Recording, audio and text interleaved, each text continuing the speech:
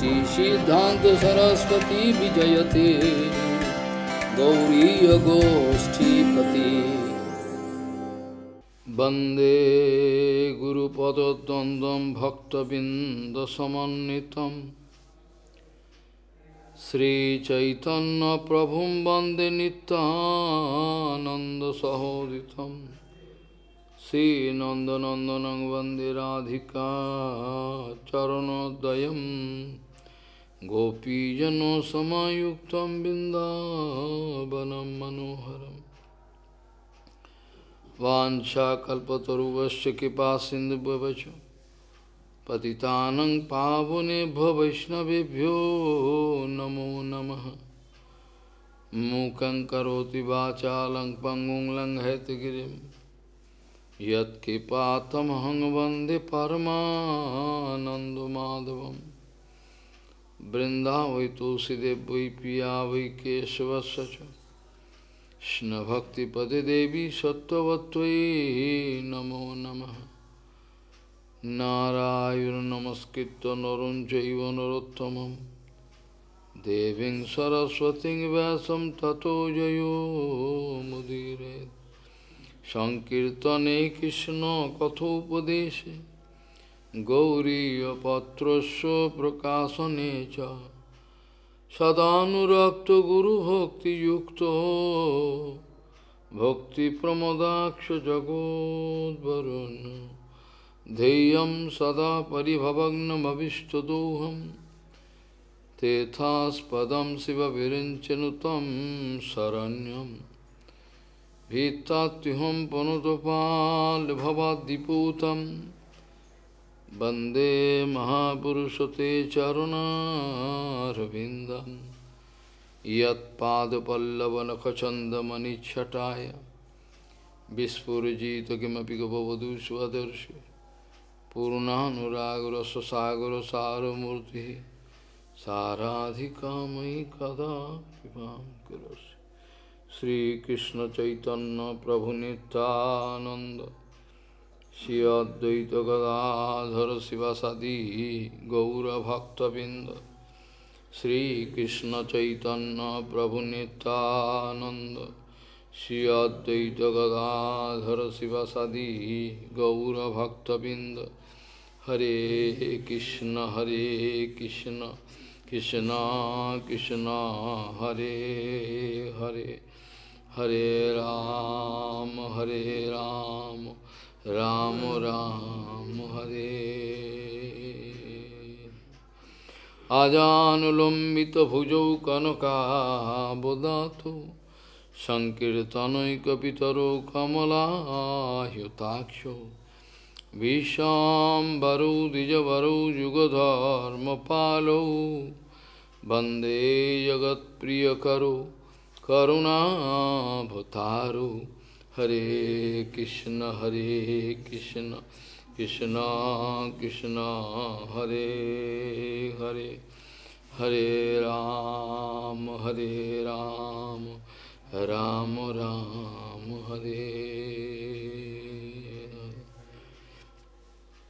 Namami Gange Tava Pad Pankajam Surasuroir Vandito Dibbarupam Bhuktin cha Muktin cha Dada Sinitam Bhavanurupena Sada Naranam Ganga Tarangaramaniya Jata Kalapam Gauri Nirantara Vibhushi Tabam Bhagam Narayano Priyamanango Madhaparam Varanasi Purapati Bhajavi Shanatham Vagisajusha Vadane Lakshmir Jasya Vakshasi Jasyaste Hidaya Sambhit Tvam Nishingamaham Bhaje Hare Krishna Krishna Krishna Hare Hare Hare Ram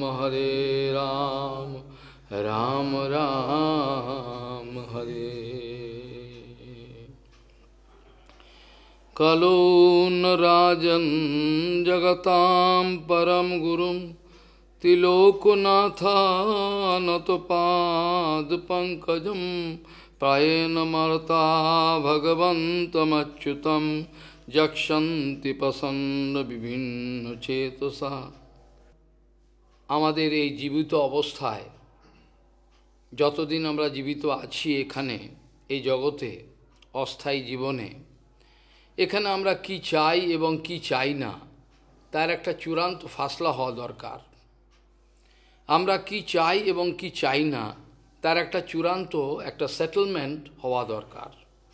তা নাহলে সমস্যাটা চিরকাল রয়েই যাবে, অনন্তকাল সমস্যা চলে আসছে এবং চলতে থাকবে।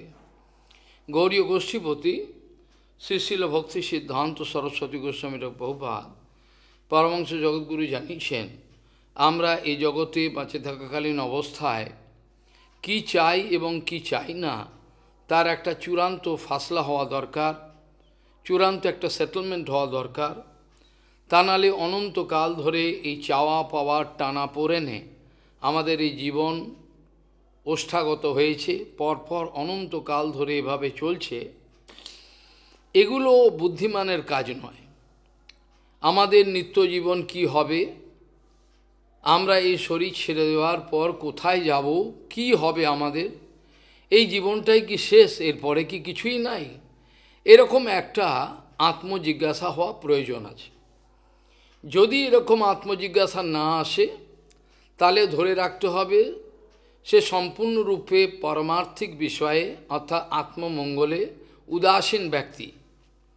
তার মঙ্গলের ক্ষমতা আমাদের নাই, তিনি মঙ্গল চান না, ওই জন্য তিনি উপলব্ধি করতে পারছেন না আমরা এই শরীর ছাড়বার পর কোথায় যাব, কোথায় আমরা পৌঁছাবো। এই সম্বন্ধে আমাদের নিত্যজীবন কি, নিত্যজীবন আছে কি না আদৌ, এই সমস্ত বিষয় সম্বন্ধে একটা বাস্তবিক আলোচনা হওয়া দরকার। শুদ্ধ গুরু বৈষ্ণবের কাছে আত্মতত্ত্ববিদ যারা, তাদের কাছে এইসব নিয়ে প্রশ্ন করা দরকার, উপলব্ধি করা দরকার।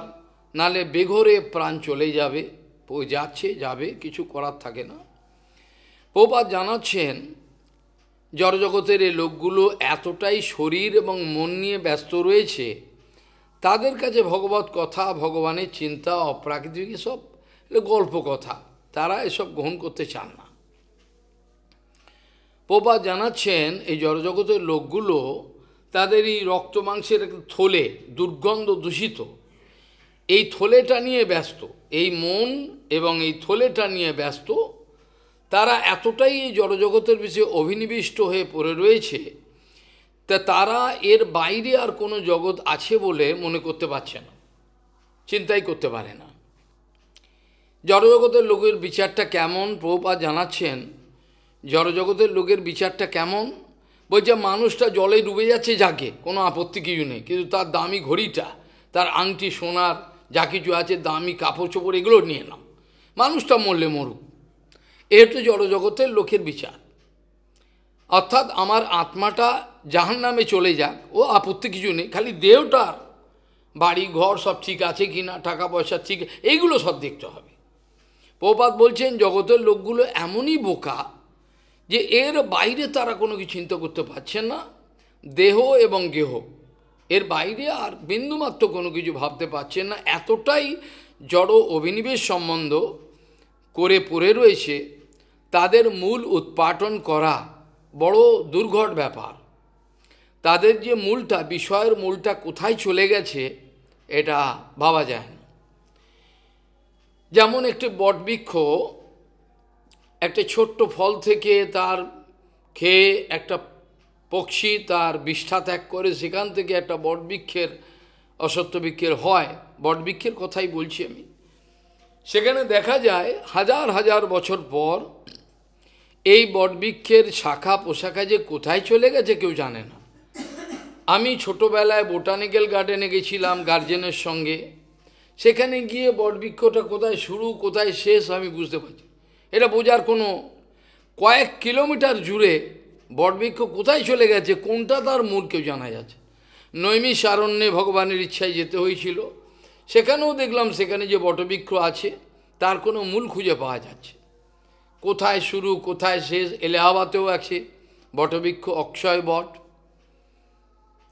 আমাদের এই বিষয় আশয়ের বিষয় চিন্তন, বিষয়ের আকর্ষণ আমাদের কত গভীরে চলে গেছে সে ব্যাপারে আমরা কোনোদিন ভেবে দেখি না।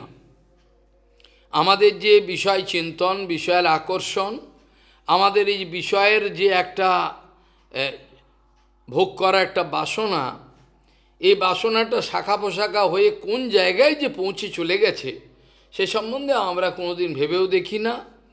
আর উৎপাটন করা সত্যিই খুব কঠিন, কিন্তু কঠিন হলেও যায়। আমরা নিরাশ হওয়ার কোনো কারণ নাই। ব্রহ্মাণ্ড ভ্রমিত কোনো ভাগ্যবান জীব গুরুকৃষ্ণ প্রসাদে পায় ভক্তিলতা বীজ। আবার অন্যত্র আছে যে অনন্তকাল ধরে এই বিষয় চলছে, কিন্তু কৃষ্ণভুলি সেই জীব অনাদি বহির্মুখ। এসব কথা আমরা শুনি, অনুভব করি কি না সেটা ভেবে দেখবেন। এই রকমভাবে কৃষ্ণভুলি সেই জীব অনাদিকাল বহির্মুখ হয়ে পড়ে রয়েছেন, কিন্তু এর মানে এই নয় অনাদিকাল ধরে জীব বহির্মুখ রয়েছে বলে আরও অনাদিকাল আমি বদ্ধ অবস্থায় থাকব, এরম কোনো গ্যারেন্টি আছে নাকি? এরম কোনো তো গ্যারেন্টি নেই। আমি অনাদিকাল ধরে কবে থেকে এই অবস্থা চলছে কেউ জানে না। কৃষ্ণ বলি সেই জীব অনাদি বহির্মুখ, অতএব মায়াতারে দেয় সংসারাদি ধূপ। কিন্তু অনাদি বহির্মুখ আমি ছিলাম, হয়তো এখনও আছি, কিন্তু এটা যে চিরকাল আবার পরবর্তী অনাদিকাল চলতেই থাকবে এরম কোনো কথা নেই। জীবের বন্ধন অনাদি হলেও কিন্তু সেই অনাদি হলেও সেটাকে শান্ত অর্থাৎ অন্ত করা যায়, এটাকে কাটা যায়। জীবের বন্ধন অনাদি হলেও সেটাকে শেষ করা যায়, অর্থাৎ আর আমার বন্ধন যেন না থাকে সেই ব্যবস্থাটা অনায়াসে করা যায়। সেই ব্যবস্থা অন্য কিছুর দ্বারা হয় না। ভগবান উপর থেকে দুম করে পড়ে যাবেন আমার সামনে, এটা হয় না কোনো দিন। ভগবান আমার সামনে দুম করে পড়ে গেলেন, আমি দেখে নিলাম ভগবানকে, বুঝে নিলাম, এটা হয় না। ভগবানকে উপলব্ধি করার রাস্তাই একটাই, শুদ্ধ গুরু বৈষ্ণবের আনুগত্য, তাদের কথা শ্রবণ করা। এই করতে করতে আর কোনো রাস্তাই নেই। যদি কোনো বলে কোনো অল্টারনেটিভ কোনো রাস্তা আছে, কোনো নেই, একটাই রাস্তা। অপ্রাকৃত জগতের সঙ্গে আমাদের সংযোগ স্থাপন করার, অপ্রাকৃত জগতের সঙ্গে আমাদের সম্বন্ধ বা সংযোগ স্থাপন করার আর দ্বিতীয় কোনো রাস্তা নেই। একমাত্র অপ্রাকৃত জগতের শব্দব্রহ্ম, তাও সব জায়গায় পাওয়া যায় না। যেসব মহাত্মাগণ অপ্রাকৃত জগতের সঙ্গে সবসময় সংযোগ রেখে সেবা করে চলেছেন, তাদের সে মুখেই ওই অপ্রাকৃত জগতের বাণী অর্থাৎ শব্দব্রহ্ম উদিত হতে পারে। সর্বত্র সব জায়গায় এটা পাওয়া যায় না, বহু কষ্ট করে এটা কপাল ভালো থাকলে হয়। প্রভুপাদ বলছেন, যদি মনে করুন আমার জীবনে একটা অপূর্ব সাধুর সন্ধান পেয়ে গেলাম, খুব প্রভুপাদ বলছেন যদি মনে করুন আমার জীবনে এক অদ্ভুত একটা সাধুর সন্ধান পেয়ে গেলাম, তার কাছে কৃপা পাওয়ার সুযোগ হলো, প্রভুপাদ বলছেন তাহলে জানিয়ে রাখবেন, জেনে রাখবেন, সেই যে আপনি সাধুর সন্ধান পেলেন এটাও কিন্তু ভগবানের কৃপাতেই পেলেন, নিজের চেষ্টায় পান নাই। তাও পাইয়ে দেওয়ার মালিক হলো ভগবান।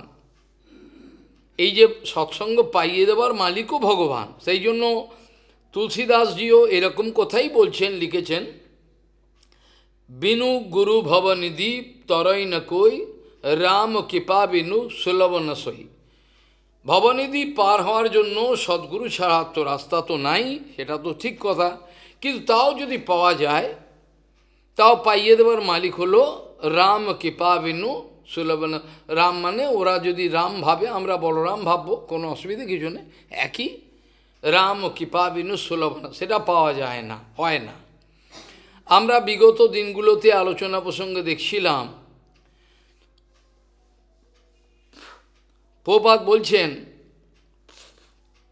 প্রপাত বলছেন সমস্ত সমস্যার মূলেই হলো একটাই জিনিস, আমি কে এ পরিচয় না পাওয়ার জন্য, আমি কে এই বাস্তবিক পরিচয় না পাওয়ার জন্য, উপলব্ধি না করবার জন্য যত সমস্যা জগতে, যত অনন্ত সমস্যা দেখা দিচ্ছে, দেখা দেবে, ভবিষ্যতে দেখা দিয়েছিল, যা কিছু সব কিছুর পেছনে একটাই কারণ, যে এরা নিজেদের পরিচয় বুঝতে পারেনি। আমি কে এর উত্তর না পাওয়ার জন্য যত গণ্ডগোল সৃষ্টি হয়েছে, অনন্ত ব্রহ্মাণ্ড যত কিছু, স্বর্গেও তাই, সমস্ত জায়গায় আমি কে এর উত্তরটা তারা বুঝেনি, তারা পায়নি উত্তরটা, সঠিকভাবে বোঝেনি, এই জন্যই যত গণ্ডগোল অশান্তি সৃষ্টি হয়েছে। নাহলে অশান্তির কোনো কারণই নেই, এর মধ্যে কোনো কারণ নেই। আমরা যে শ্লোক দিয়ে শুরু করেছিলাম সেখানে বলছেন কলিতে, বিশেষ করে এই কলিতে ভগবত ভজন একটা দুর্ঘট বিষয়। ভগবত ভজন যেন একটা গল্প কথা, আষাঢ়ে গল্প। ভগবত ভজন করে নেবে, কেউ করবে বা করবার ইচ্ছা, এটা একটা গল্পের মতো, সেরকম ব্যক্তি দেখা যায় না, খুবই কম। সেই জন্য বলছেন কলৌ না রাজন জগতাম্বর, দুর্ভাগ্যের কথা। পরম গুরু পরাৎপর অখিলেশ্বর ভগবান, যাকে বলা হয় সর্বময় কর্তা, অনন্ত ব্রহ্মাণ্ডনাথ, জগতাম মানে বড় অদ্ভুত ব্যাপার ও কষ্টের বিষয়, কেউই তাকে ভজনা করতে চাইছেন না। কলৌ ন রাজন জগতাম পরম গুরুম ত্রিলোকনাথা নত পাদ পঙ্কজম, যার চরণে সমস্ত জীব, যত জীব আছে, অনন্ত জীব এবং যত দেবতা উপরে যাওয়া আছে, যেখানে যে আছে অনন্ত, সবারই উচিত ছিল কৃষ্ণের চরণেই তার মাথাটাকে নিচু করে তার চরণে শরণাপত্তি হওয়া, এছাড়া দ্বিতীয় কোনো রাস্তা খোলা নাই। কিন্তু দুর্ভাগ্য, কলিকালে হরিভজন করবেন, হরিভজন করবার মতো কোনো ইচ্ছা কোনো ব্যক্তির সহসা দেখা যায় না। কারণ এর মধ্যে কলির প্রথম ভয়ঙ্কর বিষয় কলির অত্যাচার। মায়াদেবী কলিকে কাজ করিয়ে, কালীকে দিয়ে নিজের অনেক কিছু করাচ্ছেন। কলি মায়াদেবী যেমন করা, মায়াদেবী মায়া, আর কলিও তাই, কলিও তার এরকমভাবে অত্যাচার করে যাচ্ছেন, কিন্তু কোনো কারণ নেই, অকারণে মারামারি, ঝগড়া, খুনোখুনি এগুলো রেগে থাকবে। কলিকালে সাধুগণের মধ্যেও বিরাট অশান্তি, মারামারি, খুনোখুনি দেখা দেবে। এগুলো ভক্তিবল্লভ তীর্থ গোস্বামী বলছেন, মাধব গোস্বামী মহারাজও বলতে, কলিকালে এগুলো দেখা দেবে, কোনো কারণ নেই, কিন্তু হবে। আমার যদি চাওয়া পাওয়া বলে কোনো কিছু না থাকে, তাহলে সেখানে মারামারি তো কোনো প্রশ্নই আসে না। যদি বলেন যে আপনি কড়া উত্তর দিলেন যে ওর জন্য মারামারি হতে পারে, আর তারও কোনো সম্ভাবনা নাই। আমি কড়া উত্তর দিতে পারি, এটা গুরুবর্গের ইচ্ছায় আমাকে দিতে হয়েছে, কিন্তু আপনি যদি প্রমাণ করতে পারেন আমার ভেতরে হিংসা আছে, আমি কড়া উত্তর লিখেছি, কিন্তু আপনি যদি প্রমাণ করতে পারেন যে আমার ভেতরে হিংসা বিদ্বেষের জন্যই আমি এটা করেছি, আমি তাহলে সঙ্গে সঙ্গে বেশ ছেড়ে দেবো। প্রমাণ করতে পারবেন না। আমার অত্যন্ত ভিতরে কষ্ট হয়, সেই জন্য এই কথাগুলো আমাকে বলতে হয়। এর মেচরে অন্য কোনো উদ্দেশ্য নাই। যদি কোনো ব্যক্তি কোনো অপসিদ্ধান্ত প্রচার করে, তাহলে তাতে জগতের প্রভূত অনিষ্ট হতে পারে। ভক্তিময় ঠাকুর এটা জানিয়েছেন।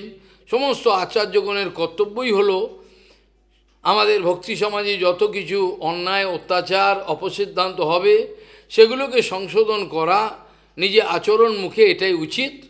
তা নাহলে আচার্যের কোনো কাজই নেই। তারা খালি টাকা রোজগার করবেন, এটা কাজ নয়, আচার্যের কাজ নয়। ভক্তিময় ঠাকুর বলেছেন।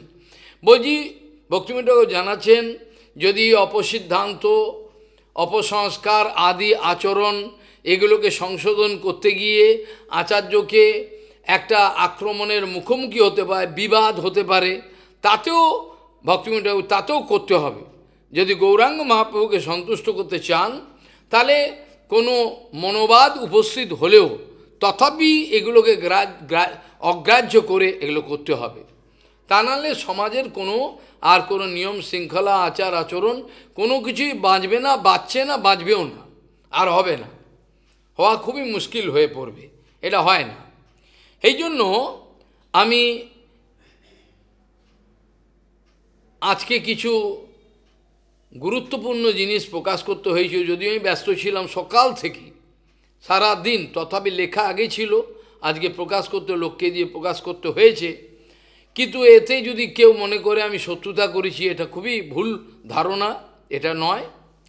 আমার অন্তঃকরণে এইটি ইচ্ছা, তারা যে কথাটা মিথ্যে কথাটা অপরের ঘাড়ে চাপিয়ে দেওয়ার চেষ্টা করছেন, যে বিশ্বাসটা তাদের মধ্যে আছে ভালো করে বোঝার চেষ্টা করুন।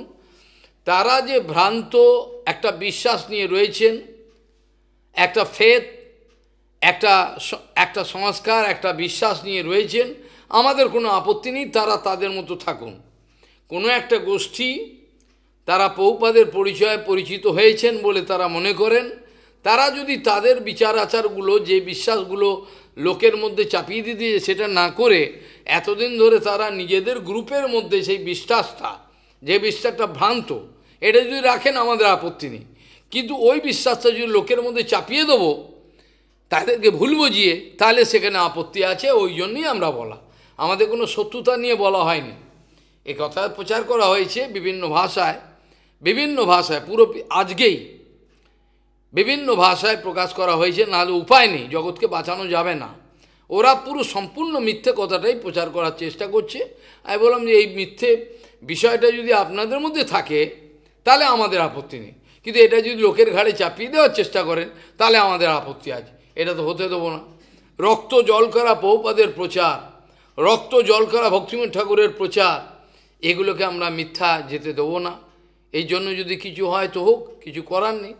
এই জন্য বলছেন, আমরা দেখেছিলাম বিগত কতদিনের আলোচনাতে কিভাবে বৈষ্ণব জগতের, যেখানে বলা হয়েছিল অসৎসঙ্গ ত্যাগ এই বৈষ্ণব আচার, অসৎসঙ্গ ত্যাগ এই বৈষ্ণব আচারের মধ্যে পড়ে, কিন্তু অসৎসঙ্গ ত্যাগ করা সত্যিই খুব কঠিন। প্রথম কথা হলো, অসৎসঙ্গ কাকে বলে সেই ধারণাটাই লোকের নেই। আমরা খালি বললাম স্ত্রীসঙ্গ আদি বলেছি, আলোচনা করা হয়েছিল। সেখানে বলা হচ্ছে যিনি অসৎসঙ্গ করেন, অসৎসঙ্গের মানেটা কেউ উপলব্ধি করতে হয়। স্ত্রীসঙ্গ এক অসৎ, কৃষ্ণাভক্ত আর কৃষ্ণের অভক্ত। আর যে ব্যক্তি যোশীর সঙ্গ করে, তার সঙ্গ যে করে, উনি যোশীর সঙ্গ করেন না, কিন্তু যিনি যোশীর সঙ্গ করেন তার সঙ্গ ইনি করেন, তাহলে সেটাও নিষেধ। এইভাবে এর যদি বিচার করা যায়, অনেক কেঁচো খুঁড়তে সাপ বেরিয়ে পড়বে, অনেক গভীরে চলে যাবে এ বিচার।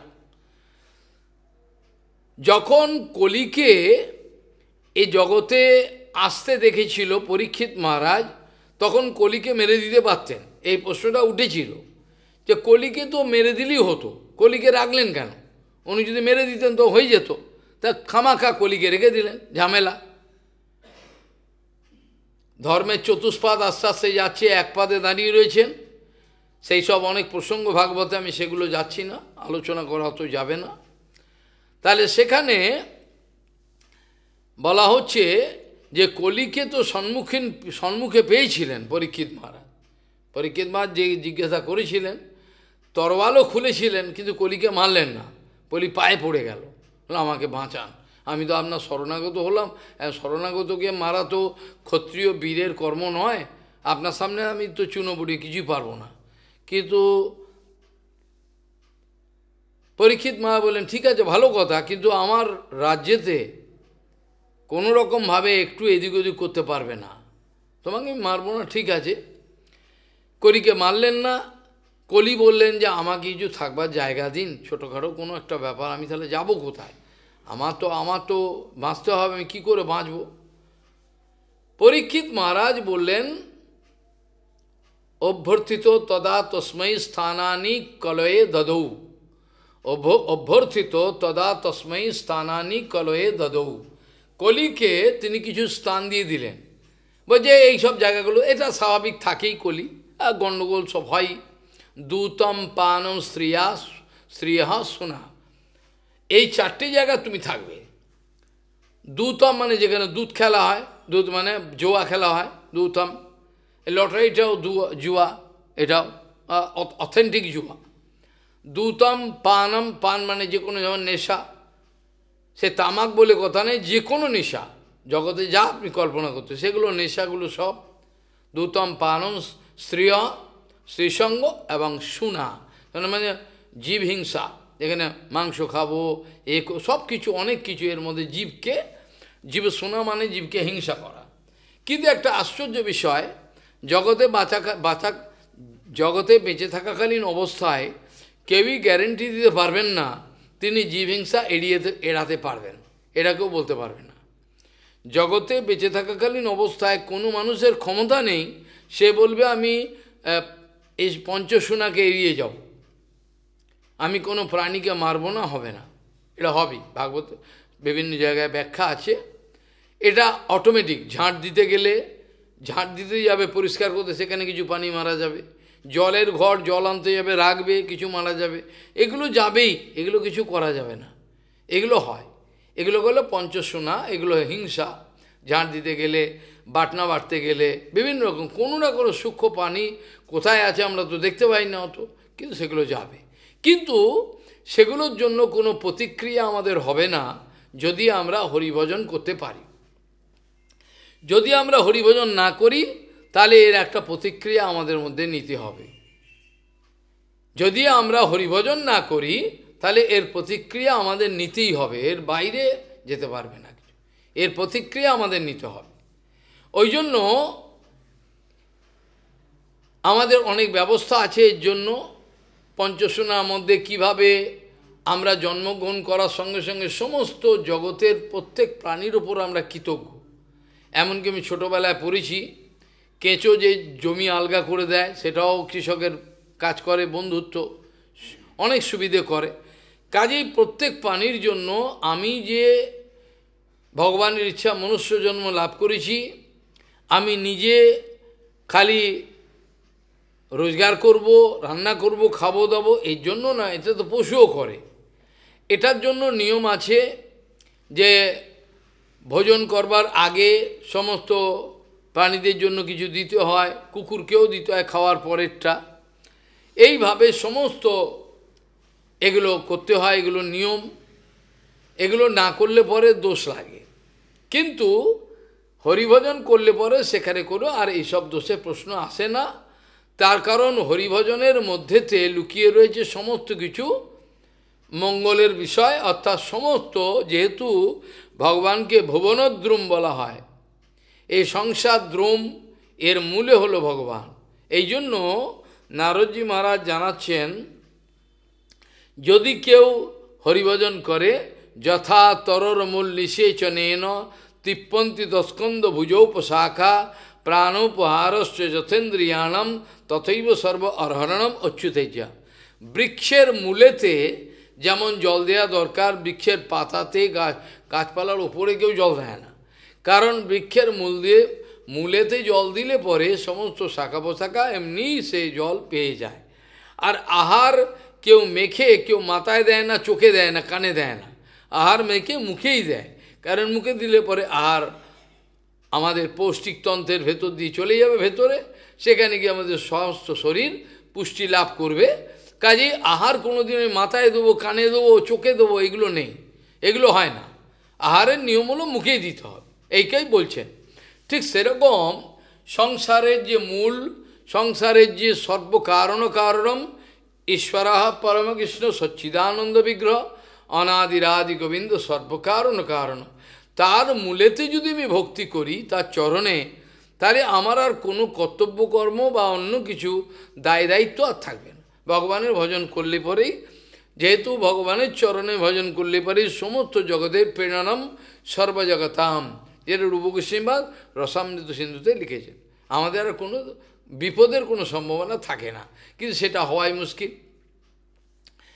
কলি পরীক্ষিত মহারাজকে বললেন, এতটুকু ছোট জায়গায় আমি থাকতে পারবো না, আর একটু বড় জায়গা দিন, এত ছোট জায়গায় থাকা যায়? এবার বলে প্রার্থনা করতে আরম্ভ করলেন, কান্নাকাটি। তখন পরীক্ষিত মহারাজ দেখলেন, দেখো দুতম পান স্ত্রিয়া সুনা, ঠিক আছে দিয়ে দিয়েছি, ঠিক আছে, পুনশ্চ জাত মানায় জাত রূপম অদাত প্রভু, সোনা দানা টাকা বা যেগুলো, এতে তুই থাকবে। কেন, এটা মারামারি এমনিতেই হয়, হ্যাঁ, জমি নিয়ে মারামারি, টাকা পয়সা নিয়ে, সোনা দানা, এগুলো মারামারি সবসময় চিরকালই হচ্ছে, এ তো সত্য, আগেও হয়েছে, এগুলো কিছু করার নেই। কাজেই ঠিক আছে, যখন এই এতটুকু, তাহলে আরও পুনশ্চ যখন প্রার্থনা করতে আমাকে আর একটু জায়গা দিন, এত ছোট জায়গায় থাকতে পারছি না, ঠিক আছে, তাহলে বললেন তিনি পুনশ্চ যাচ মানায় ইয়াত রূপম অদাত প্রভু, ঠিক আছে, তুমি সোনাদানা আদি এর মধ্যে থাকবে, কিন্তু এর বাড়াবাড়ি করবে না। তোমাকে আমি মানলাম না একটাই কারণে, কেন না কলিকালের যত দোষ আছে থাকতে পারে, কিন্তু একটা এমন মহান গুণ আছে যেটাকে পরীক্ষিত মহারাজ যেহেতু সারঙ্গ ইব সারভুক, যেহেতু তিনি মৌমাছি যেমন ফুল থেকে মধুটাই গ্রহণ করে, পরীক্ষিত মহারাজ এই কলির ভয়ঙ্কর কলির মধ্যে থেকে একটা সদ্গুণ, এত অপূর্ব গুণ আছে, সেটাকে গ্রহণ করে বলল ঠিক আছে তুমি থাকো। এই কারণে তিনি বললেন ঠিক আছে। সেটা কি না, সেটা হচ্ছে কলের দোষ নিধে রাজন অস্তি এক মহান গুণঃ কীর্তনাদ এব কৃষ্ণস্য মুক্ত সঙ্গ পরম ভজেত।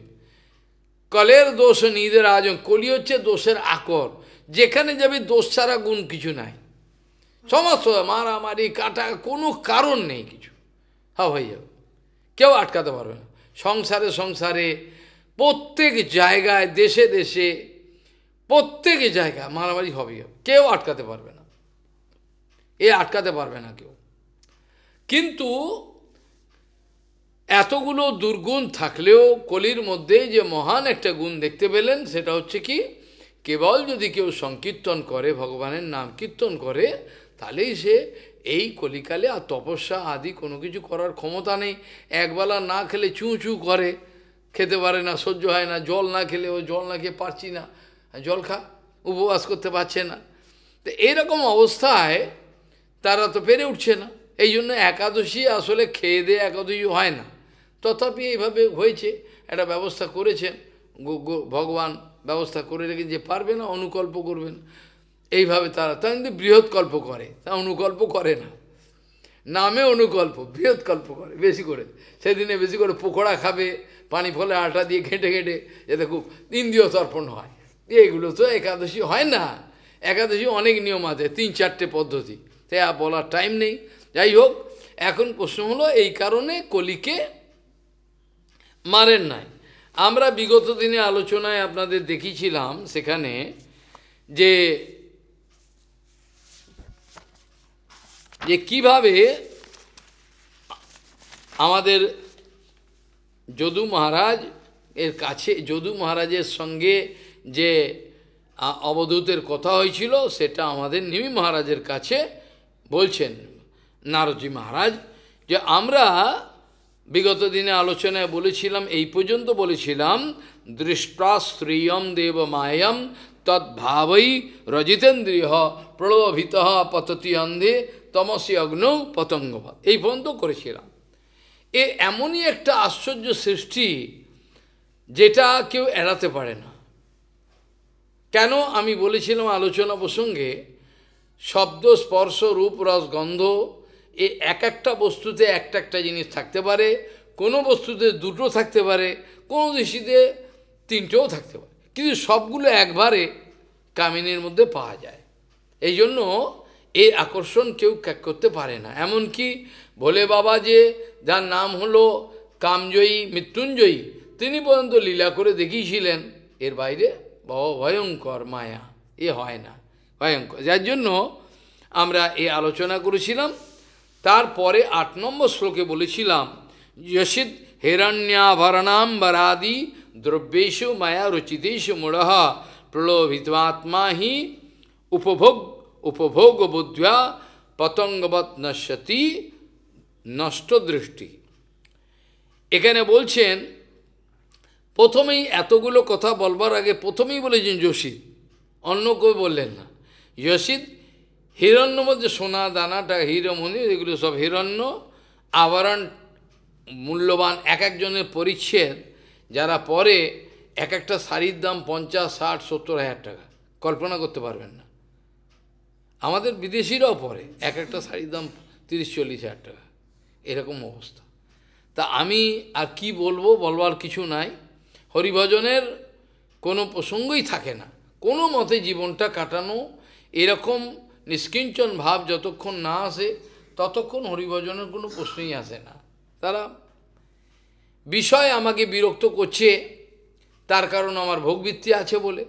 বিষয় তো কোনো বিষয়ের মতো আছে, বিষয়টাকে কৃষ্ণ ভজনে লাগাও, যেটা ভগবান, যেটা প্রভুপাদ বলছেন, হ্যাঁ, যেটা বলছেন যে যদি কৃষ্ণ ভজনে লাগিয়ে দিতে পারো তাহলে তো কোনো আপত্তি নেই।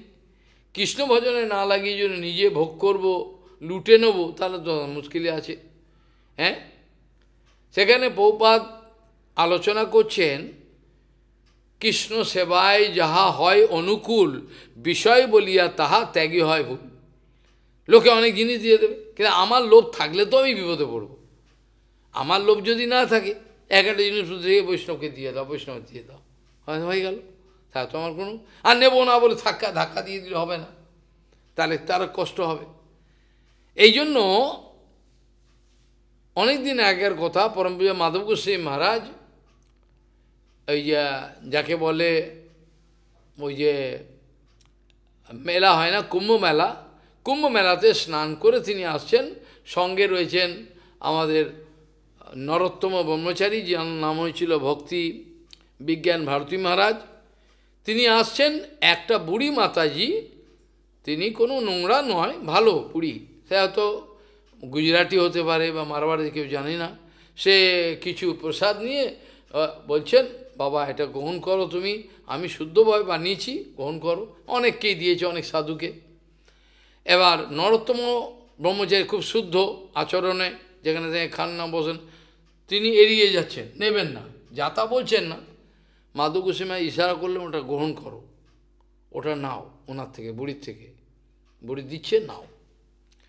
ও অবাক হয়ে গেল, গুরুদেব তো এরকম কোনোদিন বলেন না, বাইরে একটা লোক দিচ্ছে প্রসাদ, কি না কি ঠিক নেই, এটা বলছে নাও বাবা, এটা প্রসাদ নাও। গুরুদেব বলছে এটা নাও, গ্রহণ করো। গ্রহণ করে তারপর বুড়ি সন্তুষ্ট হলো, একটা এত বড়, দুজনেই দেখতে অপূর্ব, মাধব গোস্বামী আজানুলম্বিত ভুজে, এত সুন্দর সাধু, আর তার সঙ্গে যে অপূর্ব দুজন সাধুকে বা দিলাম আমি প্রসাদ, এটা খুব খুশি হলো। এবার তুই খাবি কি না? মাধব গোস্বামী বলছে, দেখো ও যে এতটা শ্রদ্ধা নিয়ে সাধুকে দিতে এসছে, হট করে তুমি যদি ধাক্কা দিয়ে ফেলে দাও, তাহলে ওর মনে আঘাত লেগে যাবে। তুমি ওটা গ্রহণ করে নাও, ও শ্রদ্ধাটাকে খুন করো না। তুমি পরে বা কাউকে দিয়ে দিলে, ও তো আর দেখতে আসছে না, কিন্তু এটা যদি না নাও, তার আঘাত লাগবে। কাউর ভক্তিতে সামান্য কিছু ভক্তির উদ্রেক হয়েছে তার ভেতর, ওটাকে আমি মারতে পারি না। হ্যাঁ, সামান্য কিছু হয়ে থাকে, না ভালো, আরও এগোবে পরে। এই জন্য এরকম ধরনের আচরণগুলো অত্যন্ত গম্ভীর বিচার। এগুলো একটি ব্রহ্মচারী, তার কাপড়ের দরকার, ব্রহ্মচারীটা বেশি দিন হয়নি, এসছে 6 মাস 8 মাস হবে, কাপড়ের দরকার। তখনকার দিনে, এখন তো পয়সা, টাকা পয়সা সাধুদের সব ভর্তি, তখনকার দিনে এরকম ছিল না। আমার জীবনে তো কীরকম কষ্ট পাবে, কীভাবে চলতে হয়েছিল সবাই জানে, হয়তো লোকাবার কিছু নেই, সবাই জানে এই খবর, কিভাবে আমি চলেছিলাম। যাই হোক, আমার তার জন্য আনন্দ, দুঃখ তো নেই, বরঞ্চ আমি সেই জীবনে ফেরে দিই, এখনও তাই আছে, এখনও তাই, এখনও কিছু নাই আমার। প্রভুপাদ 64টা মঠ করার পরেও বলছেন আমি নিষ্কিঞ্চন। এই কথাগুলো বোঝা খুবই অদ্ভুত কথা, এগুলো বোঝা যায় না। বিষয়ে আমাকে বিরক্ত করে, কারণ আমার ভেতরে ভোগ বাসনা আছে। যদি বিষয়ে আমি কৃষ্ণের বিষয় অনুভব করতে পারি, তাহলে সেক্ষেত্রে আমার বিষয়ে আমার কোনো কিছু করতে পারবে না। আমি সংসার ছাড়া কোথায় যাব? আমি তো সংসারই রয়েছি, আমি সংসারে নেই, আমি কোথায় হিমালয় চলে যাব? তাকে আমি পরের উপকার করতে পারবো? আমি হিমালয়ই চাই, হয়তো ঠান্ডাটা সহ্য করে নিলাম, সবই অভ্যাস করে নিলাম, কিন্তু তাতে ভগবানের কী সেবাটা হবে? আমি নিজে হয়তো সেখানে গিয়ে তপস্যা করেছি এবং করতেও পারি, 2 মাস 1 মাস এরকম, আপনি জানেন, নাম ভজন, কিন্তু তাতে লোকের উপকার কতটা আমি করতে পারলাম? অর্থাৎ আমার প্রভু যে বলেছেন, আমার গৌরাঙ্গ মহাপ্রভু যে বলেছেন, তার জন্য তো আমাকে কিছু করতে হবে, সেটা তো আমি করতে পারবো না। কাজে গৌরাঙ্গ যা করেছেন আচরণ, যেভাবে বলেছেন সেটাই আমাকে করতে হয়। গৌরাঙ্গ মহাপ্রভু তো আমাদের দেখেননি, নির্জন ভজন চুপ করে গেলেন না, পালিয়ে একা এরকম দেখেননি আমাকে, ওই জন্য বাধ্য হয়ে আমাকে থাকতে হচ্ছে। কিন্তু সংসারের মধ্যে থাকলেও সাধু সংসারে থাকে না। বাহ্য দৃষ্টিতে সাধু সংসারের মধ্যেই রয়ে কোথায় থাকবে?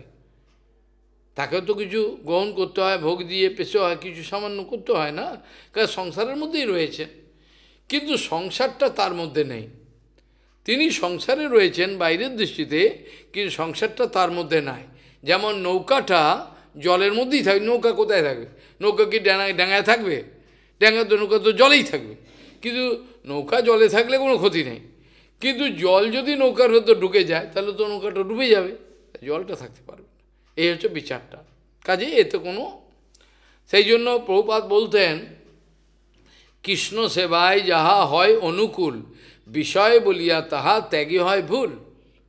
তুমি ভগবানের সেবা লাগিয়ে দাও, তোমাকে দিয়েছে, তুমি খেতে পারছো না, একজনকে দাও, সে খেতে পারবে, নিল প্রসাদ। ঠিক এই কথাটাই নারদজি মহারাজ এই ব্যাধকে বলে, ব্যাধ আছে না, ব্যাধকে যাকে উদ্ধার করেছিল, এলাহাবাদের পথে যেতে যেতে পশুকে মারত, অনেক পশুকে এনে উদ্ধার করেছিল, উদ্ধার করে তাকে সাধু বানিয়েছিল নারদজি মহারাজ। ওই ব্যাধকে, হিংস্র ব্যাধ, তাকে সাধু বানিয়েছিল। সাধু বানিয়ে দিয়ে তাকে বলছিল, বলছে আমি তীর ধনু ভেঙে খাবো কি? ও তোমার খাবা এমনি আসবে, তুমি ভেঙে ফেলো, ও করো না। ও চান করে এবার মন্ত্র নিল, মহামন্ত্র নিয়ে এবার জপ করতে আরম্ভ। তার খাওয়া দাওয়া এত আসে, নারদজি অনেক দিন পর একবার পর্বতমণিকে নিয়ে বলে, চলো আমার একজন শিষ্যকে দেখে আসি, ওদিক দিয়ে যাই। শিষ্য এবার ওখানে মাচার উপর বসে ভজন করছে, স্ত্রী গুরুদেবকে দেখে লাফিয়ে পড়েছে মাটিতে, ওরে বাপ, গুরুদেব এসে গেছে। এবার কাপড় দিয়ে উত্তরি দিয়ে জমি ঝাড়ছে, এই ঝেড়ে যেন পিঁপড়ে পোকা মাকড় কেউ যেন মরে না যায়। দেখুন আগে কত পশুকে মেরেছে, এখন একটা প্রাণী যেন না মারা যায় তার ভেতর, আরে একটা প্রাণী যেন না মারে। দণ্ডবাদ হয়ে পড়েছে, দণ্ডবাদ হয়ে পড়ে এবার গুরুদেব বলছে, কেমন আছো, ভালো আছো, খাওয়া দাওয়া পাচ্ছ তো? বলে, গুরুদেব কি বলবো, এত খাওয়া পাঠাবেন না, এত আমাদের দুজন সামান্য হলেই হয়ে যায়। বলে, দেখো ভগবান যা পাঠায় এটা নেবে, নিয়ে তোমার যতটুকু তোমার দরকার নিয়ে বাকিটা দিয়ে দেবে। যারা জমানোর, যাদের ধান্দা এখানে আসবে প্রসঙ্গ, তারা সাধু হবে না। আমার সঙ্গে থেকেও যদি কেউ বিষয়, মাধব গোস্বামী মহারাজ বলছেন যে ভগবানের ভজন এখনো করি নাই, ভজন না করা সত্ত্বেও ভগবান এত কিছু দিচ্ছেন। মাধব গোস্বামী বলছেন, একটা পত্রিকায় আমি ছাপিয়েছিলাম ওটা বইয়েতে, কোনো এক বাস্তব তীর্থের সন্ধানে, তীর্থ মহারাজের জীবনীতে, সেখানে মাধব গোস্বামী লিখছেন একজন ভক্ত, একজন তথাকথিত শিষ্যকে, যে দেখো আমরা এখনো ভজন করি নাই, ভজন এখনো শুরু হয়নি সেরকম, তাতেও ভগবান এত কিছু দিচ্ছে, তাহলে ভজন করলে কি দেবে বলো? আমি কেন লোকের পায়ে ধরবো, আমার জীবনটা নষ্ট করব, বিষয় আসর টাকা বাড়ি এগুলো পাবো বলে, এগুলো আমি নষ্ট করবো কেন? আমি তো জানি ভগবান দেবে। হ্যাঁ তাই তো, সবই দেবে। আমি কোনো পয়সা ছাড়াই বৃন্দাবন যাত্রা করি, টিকিট দিয়ে দিয়েছে, উঠে বললাম 20 টাকা নিয়ে, আমি জানি কোনো না কোনোভাবে কেউ হয়ে যায়। এরকম অনেক ঘটনা ঘটেছে, কোনো পয়সা করি, এখনও খুঁজলে আমার পকেটে কিছু নেই, একটা পয়সা নেই। এইভাবে আমি চলাফেরা করি, আমি বিশ্বাস আছে ভগবান আছেন। তো এইভাবে বিষয়ের মধ্যে থেকেও বিষয়কে জয় করা, এটা সবচেয়ে বড় মহিমা, এটাকে বলে যুক্ত বৈরাগ্য। বিষয় আমাকে পীড়া দেবে কেন? আমি যদি বুঝতে পারি জগতের যত ব্যক্তি, যত বস্তু, আমার স্ত্রী, পুত্র, ভাই, বন্ধু যা আছে, সব আমার ভোগের উপকরণ, আমাকে তারা সেবা করুক, আমার ইন্দ্রিয় তর্পণ করুক, এই ভাবটা যদি নাই থাকে আমার, তাই কি না? তাহলে সেটা ভগবানের সেবা লাগিয়ে দিলে হয়ে গেল। আমি যদি মনে করি সব ভগবানের, এটা আমার তো কিছু, এমনকি আমার শরীরটাও তো আমার নয়, আমার শরীরটা কি আমার বলে দাবি করতে পারি? কেন? আমার যদি আমার বলি, তাহলে সকালে একরকম হয়, বিকেলে দুপুরে একরকম, 1000 রকমের অবস্থা হয় না তো? আমার শরীর তো আমার শরীর আমার কথা শোনে না তো, শোনে? আমার কথা শোনে। আমি এই জন্য গালাগাল দিই আমার শরীরকে, কিছু করার নেই। ভজনের বিক্ষেপ করবার চেষ্টা করে। তাই প্রথমেই হলো যশিত নাম দিল। এখানে তার মধ্যে শব্দ, জগতের যত বিষয় আছে, যার পিছনে লোকে দৌড়াচ্ছে, যত কিছু বিষয়, টাটা বিড়লা থেকে আরম্ভ করে যে কেউ, আম্বানি, যত কিছু দৌড়াচ্ছে এরা, পয়সা করি, টাকা পয়সা, সব কিছুর পেছনে এই 5টা বিষয় আছে, শব্দ, স্পর্শ, রূপ, রস। এর বাইরে কিছু নাই, এর বাইরে কিছু নাই। ঘুরিয়ে ফেরে দেখতে গেলে এর পেছনেই কিন্তু এরা দৌড়াচ্ছে, খালি ঘুরিয়ে। কিন্তু এরা জানতেই পারছে না এগুলো সব বৃথা। তুমি যেমন খালি হাতে জন্ম নিয়েছিলে, যাওয়ার সময় তোমাকে খালি হাতেই যেতে হয়। পাঞ্জাবিরা গায়, হ্যাঁ গায় না? গাইতে খুব ভালো লাগে, আমি হাসি, এত সুন্দর গায়। হ্যাঁ, খোল বাজাবে বলবে, হ্যাঁ, मुट्ठी बांध के आया जगत में हाथ पसारे जाएगा, क्या लेकर तू आया जग में, क्या लेकर तू जाएगा, गाइबे, खूब सुंदर गाय। लेकिन अनुभवेर बेला काँचकला। আমাকে আর ভারতী মহারাজকে নিয়ে গেছে, ও হচ্ছে বিরাট, এই যে প্লাস প্লাস আছে না, ওই যে এগুলো সব তৈরি করবে, ও বিখ্যাত নাম করা, আপনারা শুনেছেন। জলন্ধরে আসতো আমার কাছে भारती महाराज के। एक दिन भारती महाराज जी আমাকে बोले, महाराज जी हमारा नया घर में बनाया, आप चलो, চরণ ধুলি দেবে। আচ্ছা, ও নিয়ে গেল, জোর করে নিয়ে গেল। আর না বললে রে দুঃখ পাবে, না আমরা তো ওখানে কিছু করতে যাচ্ছি, গিয়ে দেখাচ্ছে, ইয়ে ক্যা হ্যায়, বলে ইংলিশ বাথরুম। ইংলিশ বাথরুম ক্যা হ্যায়, ইংলিশ বাথরুম, মানে এটা বাংলা নয়। ওর ভেতরে গিয়ে ভেপার চালিয়ে দিলে, ভেপারে গা পরিষ্কার, বাহ ভালো তো। ওই ব্যক্তি চলে গেল জগৎ থেকে, ও এই ইংলিশ বাথরুম বানালো, এই করে চলে গেল জগৎ থেকে। আমাদের এখানেই আছে, এই যে ভক্তিবিনোদ ঠাকুরের রাস্তায় একজন হোমিওপ্যাথিক ডাক্তার ছিল, নাম করা, আমেরিকা থেকে পাস করেছে, আমেরিকা থেকে হোমিওপ্যাথিক, এখানে ছিল, মরে গেছে। সে এখন, উনিও চেনে, সবাই চেনে, ওই বাড়িটায় দেখাবো আপনাকে ভক্তিবিনোদ। সেইখানে খুব পাথর পাথর, এই ভুল হচ্ছে, ভাঙ, হয়নি, তৈরি কর, দাঁড়িয়ে দাঁড়িয়ে তৈরি করলো, পুরো বাড়ি একবার সুন্দর। যেদিন উদ্বোধন হবে তার আগের দিন চলে গেল জগৎ। বাহ ভালো তো, উদাহরণটা, হোমিওপ্যাথিক ডাক্তার এত কষ্ট করে বাড়িটা বানালো, এখানে পাথর লাগাবে, এখানে করে জমির ধারে ঘাটে, সে চলে গেল, বুঝে গেল। এই হচ্ছে আমাদের, যে এটা অনুভবে আসে না। যেসব সাধুর অনুভবে আসে, তারা যে কোনো পরিস্থিতিতে, যেটা বলছেন, এই যে আমাদের অবধূত, অবধূত বলছেন, কখনো আমাকে নিয়ে গিয়ে কেউ ভালো সিংহাসনে বসিয়ে দিল, আমাকে নিয়ে গিয়ে ভালো একটা পালঙ্কে তো শুয়ে দিল, আমি শুয়ে পড়লাম। কোনো সময় আমি এবার রাস্তায় গাছের তলায় পড়ে রয়েছি, আমার দুটোই সমান, কিছু মনে করি না। যেরকম অবস্থায়, হ্যাঁ, কী অবস্থায় 84 কোষ পরিক্রমাতে বছরের পর যে আমাকে করতে হয়েছে, পুরো ফাঁকা, কিচ্ছু নেই, শেল্টার নেই, সাপ খুব চারিদিকে আছে, খালি বিশ্বাস ভগবান আছে, শুয়ে বললাম। এই আঙুলটাকে দেখতে পাবেন না, আঙুলটা ছোট পাঠান, একবার যখন এই আঙুলটাকে দেখা যাচ্ছে না, এরকম অন্ধকার, ওর মধ্যেই ওই একটা মাচা করা আছে বাঁশের, ওর উপরে রয়েছে। এইভাবে জীবনযাপন করতে হয়, কাজে বিশ্বাসটা রাখতে হয়।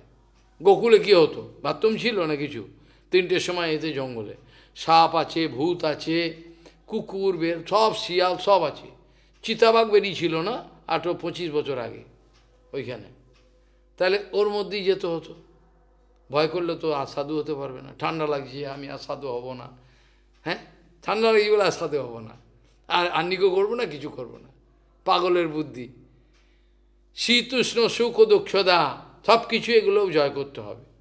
মা তথা মানব মানায়, এগুলো সব জয় করে, গীতাতে ভগবান এইগুলো যে জয় করতে কী করে সাধু কী করে হবে, হ্যাঁ, তো হবে না, সাধু হতে পারবে না। সেইগুলো বলছেন 8 নম্বর শ্লোকে শুরুতেই বলছেন এখানে যে যশিদ হিরণ্যাভরণাম্বরাদি দ্রব্যেষু, আদি, আদি বলে সংক্ষেপ করে দিয়েছে, আদি মানে এক্সট্রা। তাহলে হিরণ্য এগুলো পরে এসছে, আগে যশিদ বলছেন। তার মধ্যে এই যে বস্তুগুলোতে, যেগুলো বলে ইংরেজিতে বলে ট্যাঞ্জিবল ফ্যাসিলিটিস, আমরা দৈহিক ভৌতিক সুখ, ভৌতিক সুবিধা পাব। ভজনে যারা আসছেন তারা যদি ভৌতিক সুবিধা চান, তাহলে তাদের পক্ষে ভজন হওয়া মুশকিল। ভৌতিক সুবিধা চাইছে, আমার এটা সুবিধা হবে, এইরকম ধরন যাদের ইচ্ছা ভৌতিক সুবিধা নিয়ে পড়ে রয়েছেন তাদের পক্ষে অসুবিধা আছে।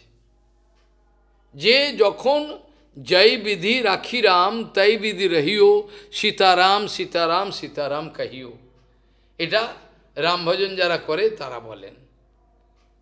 জয় বিধি রাখি রাম তাই বিধি রহিও, সীতারাম সীতারাম সীতারাম কহিও। কিন্তু সে হ্যাঁ, যখন এই হিমালয়তে বিভিন্ন জায়গায় গুরু মহারাজ বলেছিলেন, আমার সঙ্গে গেছিল একজন, যাই হোক, সেখানে যখন রাত্রিবেলা কোনো শেল্টার নেই, কোনো থাকবার, তা একটা কাঠের বাড়ি কেউ বানিয়েছিল, তো বললো মহারাজি সুবে চলে যাওগে একাদশীর দিন, একাদশী না একাদশীর পরের দিন বোধ হয়, তো সেখানে এবার কাঠের ওখানে রইতে হলো। আর দূরে দেখা যাচ্ছে চিমটে বাজিয়ে গান করছে রামানন্দী সাধুরা, রুটি বানিয়েছে আর রানা বাবা চিৎকার করছে, কই মহাত্মা হ্যাঁ, কই আগার কেউ কাছে খাওয়া দাওয়া হয়নি, এরকম কোনো সাধু এলে আমাদের কাছে এসো প্রসাদ নিয়ে যাও, এরকম অনেকক্ষণ চিৎকার করলো। তারপর কে এলো না বলে জানি না, দূরে আগুন জ্বলছে, খেলো, বোঝা গেল এইভাবে। তাই জীবনটা, সাধু জীবনটা এরকমই। কিন্তু অমৃত যারা পেতে চায় তাদেরকে কষ্ট একটু করতে হয়। গুরু মহারাজ বলতেন এভাবে, যারা অমৃত পেতে চায় তাদেরকে কষ্ট করতে হবে। যারা অমৃত, তো আমি অপ্রাকৃতিক জগতের কথা বললাম, জড়জগতেরও অমৃত বলি নাই আমি, ভক্তি অমৃত। কিন্তু জড়জগতের যারা বিদ্যা লাভ করে তাদেরও কষ্ট লাভ করতে হয় না? বিদ্যা এমনি হয়ে যায়, ঘুমিয়ে থাকলে হয়ে যাবে, খাবো দাবো আর ঘুমিয়ে পড়লাম, হয়ে গেল বিদ্যা। ওইগুলো মূর্খ হয়, বিদ্যা লাভ করতেও কষ্ট করতে হয় না? হ্যাঁ, তাহলে কত, এই জন্য নীতিশাস্ত্রে বলছেন বিদ্যার্থী বা সুখম ত্যাজেত, সুখার্থী বা বিদ্যাম ত্যাজেত। যারা সুখ আশা করবে তারা যেন বিদ্যা না আশা করে, তারা বিদ্যা হবে না। আর যারা বিদ্যা আশা করে তারা যেন সুখ আশা না করে। আমাদের কী করতে হয়েছে, রাত্রির 11টা 12টা পর্যন্ত পড়তে হতো, শখ করে আবার 3-4 ঘুমিয়ে আবার সকালবেলা উঠে পড়ো 4টে সাড়ে, তো কত কষ্ট করতে হয় না? এমনি বিদ্যা লাভ হয়ে যাবে, হয়ে গেছে। বিদ্যাসাগর এমনি বিদ্যা, জড়জগতের বিদ্যা যাই হোক হতে পারে জড়জগতের বিদ্যা, কিন্তু কত কষ্ট করেছে, রাতের পর রাত চেটিকে বেঁধে রেখেছে উপরের সঙ্গে, ঘুম পেলে, তাহলে কত কষ্ট করেছে। যদিও জড়জগতের বিদ্যাসাগর, এরা অপ্রাকৃত জগতে শুধু, তার বিদ্যাসাগর কিছু করতে পারবে না। বিদ্যাসাগর হতে পারে কিন্তু ভবসাগর পার হতে পারবে না, যাই হোক হতে পারে। তাহলে যশিদ হিরণ্যাভরণাম বরাদি দোপ্রেশু মায়া, এখানে আবার পরিষ্কার বলছেন এগুলো সব মায়া রচিতেষু মূঢ়। কি যে কোনো শরীর আছে, যত শরীর দেখছেন, যে পশু পাখির হোক আর কোনো মেয়ে ছেলের হোক বেটা ছেলে, আমি কোনো নাম বলছি না, যে কোনো শরীর হোক, সে শরীরটা কে দিয়েছে? মায়াদেবী দিয়েছে না? মায়াদেবী দেয়নি? আরে বাবা, জড়জগতের থেকেই তো হয়েছে শরীরটা, পঞ্চভৌতিক শরীর, তাহলে কোত্থেকে পেলে তুমি? তো সেটা তো মায়াদেবী থেকে ধার নিয়েছো, ধার নিয়ে নে, হয়তো ফেরত দিয়ে যেতে হবে। সে কিন্তু বুঝতে পারছে না এ আমার শরীর, ভালো করে খাবো দাবো, জুত করবো, নরকে যাব, ভালোই হবে, এই হচ্ছে বিচার। কাজেই এগুলো ঠিক নয় বিচার। এই জন্য বলছেন, এখানে পরিষ্কার বলছেন যত কিছু আছে, হিরণ্য হোক, যশিত হোক, আবরণ, সব তো মায়াদেবী। মায়াদেবী দেয়নি? পৃথিবীতে এমন কোনো বস্তু নেই যেটা মায়াদেবী দেয়নি। একমাত্র দিব্য মন্দির, গুরু বৈষ্ণব, নাম, ধাম, মহাপ্রসাদ, এগুলো ছাড়া, এগুলো তো অপ্রাকৃত। এছাড়া যা কিছু আছে সব মায়াদেবী দিয়েছে। আমার শরীরটা দিয়েছে বা মায়াদেবী দিয়েছে, মায়াদেবী দেয়নি? আমি তো মনে করি মায়াদেবী দিয়েছে, সাধু হতে পারলাম না, মায়াদেবী দিয়েছে। তা প্রভুপাদের শরীরটা মায়াদেবী দেয়নি নিশ্চয়ই, আমি বলবো না এটা, আমার শরীরটা মায়াদেবী দিয়েছে। এইভাবে দেখা যায় সমস্ত কিছু, যত টাইটেল, আমি ডক্টরেট করেছি, আমি FRCS লন্ডন করেছি, যত আমার উপাধি পেয়েছি, আমি মিনিস্টার, আমি রাজা, আমি প্রজা, যা কিছু, এই সমস্ত উপাধিগুলো কে দিয়েছে? মায়াদেবী দিয়েছে না? মায়াদেবী দিয়েছে, সবই মায়াদেবী, এর বাইরে কিছু নেই। মায়াদেবী সব দিয়েছে, যত কিছু। এই মায়াদেবীর আর কিছু বাকি নেই, সব কিছু মায়াদেবী পুরো ঘোল খাইয়ে দিচ্ছে লোককে। এরা বলছেন মায়া, এই যে এই সব দ্রব্যগুলো, এই সব বস্তু ব্যক্তি সব কিছু মায়া রচিতেই সুমূঢ়, যাকে আমি নিজের স্ত্রী বলছি এটা তো মায়াদেবী দিয়েছে, তাই নি? তার শরীরটাও তাই, কেউ মেয়ে ছেলেও না, বেটা ছেলেও না, খালি কর্মফলে ও মেয়ের স্ত্রী দেহ গ্রহণ করেছে, ও বেটা ছেলে। দুটো আত্মা শরীর থেকে বেরিয়ে গেলে কে মেয়েকে বুঝতেই পারবে না, পারবে? এটা মায়াদেবী করেছে। মায়াদেবী এইভাবে আমাদেরকে বোকা বানাচ্ছে। এই জন্য যোষিত হিরণ্যাবরণাম বরাদি দ্রব্যেষু মায়া রচিতে, এই যে দ্রব্যেষু, দ্রব্যেষু মানে ইত্যাদি আরও আছে, এগুলো বলা হলো না। মায়া বিরচিতেষু, এগুলো মায়া দ্বারা, এটা দেখে মূর্খ, অর্থাৎ যার কোনো পূর্বাপর জ্ঞান নাই, বিষয় লোকে বিষয় দেখলে এক্ষুনি ভোগ করো, এই যে পরিণাম কী হবে দেখতে পারে না। বিষয় লোকের এইটাই নিয়ম, যেই দেখবে টাকা পয়সা কামিনী আর সঙ্গে সঙ্গে ভোগ, কিন্তু এর যে পরিণাম কি তা চিন্তা করে দেখে না, এটা করে না, আসে না ওদের বিষয় এইভাবে। কাজেই এদেরকে বলা হয় মূঢ়। মূঢ় কাকে বলা হয়? মূঢ় যারা এই বিষয়েতে যাদের মনটা অনর্গল রমণ করে তাদেরকে মূঢ় বলে। মূর্খ কেন মূর্খ? ও তো থাকবে না, তো তুই যে এগুলো খুনোখুনি করে জোগাড় করলি থাকবে না, তো যে তো ছাড়তেই হবে, তোকে মূর্খ। এই জন্য সেদিনকে বলছিলাম না, এই যে কী বলছিলাম, এটা যদি মূর্খ ব্যক্তি এরা এই যে রমন্তি মূঢ়া, এই রক্তমাংসের দেহ, এই যে রক্তমাংসের এই দেহ, এতে মূর্খ যারা তারা রমণ করার চেষ্টা করে। রমন্তি মূঢ়া বিরমন্তি পণ্ডিতা, এই রক্তমাংসের এই শরীর, এতে যারা ভোগবৃত্তি করবে তারা মূর্খ ছাড়া অন্য কিছু নাই। এর পরিচয় কি না, এর মল মূত্র রক্ত মাংসের একটা থলে। প্রভাত বলছেন থলের সেবাতেই সবাই ব্যস্ত, একটু আগে তো বলছিলাম শুরুতে, এই থলেটা নিয়ে ব্যস্ত, এ থলের সেবা, চামড়ার সেবা, এইটা নিয়ে ব্যস্ত, এর বাইরে আর কিছু ভাবতে পারছে না। হেন বলছেন যে ঘৃণ্য শরীর, এই শরীরটা নিয়ে ব্যস্ত, আর এর বাইরে আর কোনো কিছু করতে পারছে না। তাই যে এই মূঢ় ব্যক্তি এতে প্রলোভিত হয়ে, প্রলোভন তো এটা লোভের বস্তু, তো এই প্রলোভনে পড়ে কি হলো, উপভোগ্য বুদ্ধ্যা, আমি উপভোগ করব, উপভোগ বুদ্ধি নিয়ে করাতে কি হয়, পতঙ্গ যেমন নাশ হয়, পুড়ে মরে বিষয়তে, এও পুড়ে মরে। প্রলোভিত আত্মা হি উপভোগ্য বুদ্ধ্যা পতঙ্গবৎ নশ্যতি নষ্ট দৃষ্টি। পতঙ্গ যেমন আগুনে পুড়ে মরে, বিষয়ের পেছনে দৌড়ে দৌড়ে সে এভাবে মরে, কিছু করা থাকে না। আর কিভাবে জীবনযাপন করার কথা বলছেন কে? অবধূত সন্ন্যাসী বলছে, দেখো, অনুভ্যস্য মহদ্ভস্য শাস্ত্রেভ্য কুশল নরহ সর্বতঃ সারম অদ্যাৎ পুষ্পেভ্য ইব ষঠপদঃ। যেমন এক একটা পুষ্প থেকে একটু একটু করে মধু সংগ্রহ করে মৌমাছি, ঠিক সেরকম যারা বিশাল জ্ঞানী ব্যক্তি তারা কি করবেন, সমস্ত বিষয় থেকেই তারা কিছু কিছু করে জ্ঞান নিয়ে নেন। জ্ঞানী ব্যক্তির লক্ষণ দেখবেন, তারা কিন্তু আপনি মনে করছেন এখানে কী শেখার আছে, ওর জ্ঞানী ব্যক্তিকে শিখে নেয়। জ্ঞানী ব্যক্তি যেখানে যায়, যে পরিবেশে যায়, যার সঙ্গে কথা বলে, সেখান থেকে কিছু শিখে চলে আসে। আর বাজেটা নেয় না, বাজেটা থেকেও পজিটিভ নেয়। কোনো একজন দুষ্কর্ম করে তার চরিত্র স্বভাব ভজন নষ্ট করেছে, সেটাতে দোষ দেখে না, সে ওকে দেখে শিখে নিল, দেখো তাহলে এরম করলে এরম হয়। ওই জন্য পরমহংস ব্যক্তি যেখানে যান, যে অবস্থায়, সেখান থেকে ভালো কিছু শিখে চলে আসে। এই জন্য তাদের কাছে যদি কোনো শাস্ত্র থাকে, কোনো বিভিন্ন শাস্ত্র, শাস্ত্র থেকে সারবস্তু গ্রহণ করে নেয় তারা। সব শাস্ত্রেতেই সারবস্তু কিছু থাকতে পারে, সেগুলোর থেকে সেটা বলছেন অনুভ্যস্য মহদ্ভস্য শাস্ত্রেভ্য কুশল নরহ।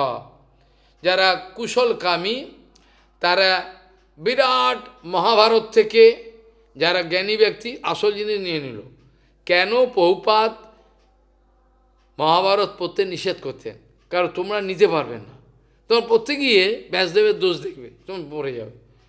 এইখানেই এইটা উত্তর। অর্থাৎ বিরাট শাস্ত্র মহাভারত বলো, উপনিষদ বলো, বেদান্ত বলো, ভাগবত, তার থেকে সারবস্তু গ্রহণ করতে বাস্তব পারে। আবার একটা ছোট কোনো বস্তু, ছোট কোনো একটা বলদেব বিদ্যাভূষণ লিখেছে, হ্যাঁ, সিদ্ধান্ত দর্পণ, ছোট্ট পাতলা, ওটা তখন নিয়ে নিল। কাজেই বিরাট শাস্ত্র, বিরাট গ্রন্থ বা অল্প সব থেকেই তারা মৌমাছির মতো কিছু কিছু করে সে জ্ঞানগুলো সংগ্রহ। যারা বাস্তবিক সাধু হয় তাদের দেখবেন তারা জীবনের কোনো ঘটনাটা যেগুলো থেকে শিক্ষা নিয়েছে তারা সবগুলো মনে রাখে, এগুলো থেকে অভিজ্ঞতা আছে, অভিজ্ঞতা থেকে শিখে নেয়, আর সেই ভুলটা করে না। আর বিভিন্ন জায়গা থেকে ভালো কিছু শেখে। কোনো রামানন্দ সাধুর সঙ্গে আমার দেখা হয়েছিল, সেখানে তার ব্যবহার, তার আচরণ আমার প্রতি, সেগুলো শিখে নেওয়া হয়, তার থেকে ভালো কিছু নেওয়া হয়েছে। তো এইভাবে মনে রাখতে হয়। ভুলে যাওয়াটা ভজন নয়। যে ব্যক্তি ভুলে যায় সে ব্যক্তির ভজন খুব মুশকিল, ভুলে যাওয়া যাবে না, মনে রাখতে। স্মৃতিটাই হলো দরকার। স্মৃতিটা মানে গুরু বৈষ্ণব ভগবানের স্মৃতি, শাস্ত্র। এই জন্য বলছেন অনুভ্যস্য মহদ্ভস্য শাস্ত্রেভ্য কুশল নরহ সর্বতঃ স্বারম আদদ্যাৎ পুষ্পেভ্য ইব ষঠোপদ। ষঠোপদ সারঙ্গ, মৌমাছি যেমন ফুল থেকে মধু গ্রহণ করে, এরকম বাস্তব সাধু বিভিন্ন রকমের শাস্ত্র আদি দেখবে, এটা কিন্তু সবাই পারবে না। এই জন্য সবার সমস্ত গ্রন্থ যা পারবো পড়বো এটা নিষেধ আছে। বহু গ্রন্থ কলা অভ্যাস নিষেধ। রসামৃত সিন্ধুতে নিষেধ করেছেন রূপ গোস্বামীপাদ, বহু গ্রন্থ কলা আদি অভ্যাস নিষেধ। কিন্তু কই, তারা তো নিজেরা করেছিলেন, তারা করেছে। নানা শাস্ত্র বিচার নৈক নিপুণ সদ্ধর্ম সংস্থাপক লোকানাম হিতকারিণৌ ত্রিভুবনে মালিনৌ শরণ্যাক। তিনি তো করেছেন, আর তিনি করেছেন, তুমি পারবে না। নানা শাস্ত্র বিচার নৈক নিপুণ, তারা সমস্ত শাস্ত্র থেকে সারবস্তু গ্রহণ করতে পারে, ওই জন্য তোমার নিষেধ।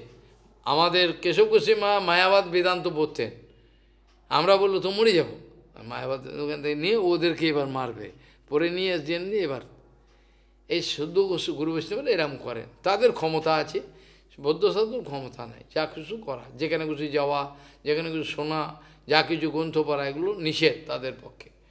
এই জন্য বলছেন, যেমন সরগোস্বামীপাদ সমস্ত শাস্ত্র থেকে সারগুলোকে গ্রহণ করে আমাদেরকে দিয়েছেন। ভক্তিবিনোদ ঠাকুর একটা জৈব ধর্মের মধ্যে বেদ, বেদান্ত, উপনিষদ সমস্ত বিচার কিন্তু একটা জৈব ধর্মের মধ্যে। গুরুমায় বারবার বলতেন, যদি কম করে 100 বার পড়ো জৈব ধর্ম, তবে ভগবানের কৃপায় যদি উপলব্ধি করো, তাহলে সব শাস্ত্র পড়া হয়ে যায়। এতই গভীর রহস্য ওর মধ্যে রয়েছে। তাহলে কত কিছু, তাহলে একজন মহাপুরুষ কি করে করলো? সমস্ত শাস্ত্রগুলোকে মাথায় রেখে লোকে যেন বোঝে একটা জৈব ধর্মের মধ্যে। কি আশ্চর্য বলুন দেখি, সব বিচার, ভজনের শুরু থেকে আরম্ভ করে একেবারে রাধাদাস পর্যন্ত সব দিয়ে দিলে, বড় আশ্চর্য লাগে। সেই ভক্তিবিনোদ ঠাকুরের সম্বন্ধে লোকে উল্টোপাল্টা নোংরা কথা বলছে, তার সরলীকৃত জীবনে বেরিয়েছে, তাতে তিনি ছোটোবেলা বাচ্চা বয়সের অনেক ঘটনা থেকে অনেক উল্টোপাল্টা বলছে। কি দুর্ভাগ্য, কি দুর্ভাগ্য! এর চেয়ে মরে যাওয়া ভালো। আমার বেঁচে থাকার আর ইচ্ছা নাই, এগুলো সব উত্তর দিতে হয়, না উত্তর দিলে পারা যায় না, কার কানে যাবে? কাজেই অনুভ্যস্য মহদ্ভস্য শাস্ত্রেভ্য কুশল নরহ সর্বতঃ স্বারম আদদ্যাৎ পুষ্পেভ্য ইব ষঠোপদ। এইটা হলো বাস্তবিক সাধুর বিচার, যেখান থেকে সার বস্তু পাবে সেখান থেকে গ্রহণ করে। হরিকথা শুনলে গুরুপাদ পদ্ম কত হরিকথা বলতেন বৃদ্ধ বয়সে, বেশি করে, কিন্তু যা বলতেন অনেকে রেকর্ড করতে, আমি আমার জীবনে গুরুদেবের কোনো কথা রেকর্ড করার জন্য সময় পাইনি, কিন্তু তিনি যখন রেকর্ড করতে কেউ যেত, তিনি বলতেন আরে রেকর্ড ছেড়ে দে, এইখানে রেকর্ড কর, বলতেন। আমাকেও বলেছেন, হ্যাঁ হ্যাঁ, বলতেন এখানে রেকর্ড কর, এইখানে রেকর্ড করতে হয়েছে, যা যা বলেছিলেন যবে যবে কি কি কথা সব মনে রাখতে হয়েছে, ভগবানের ইচ্ছা এটা।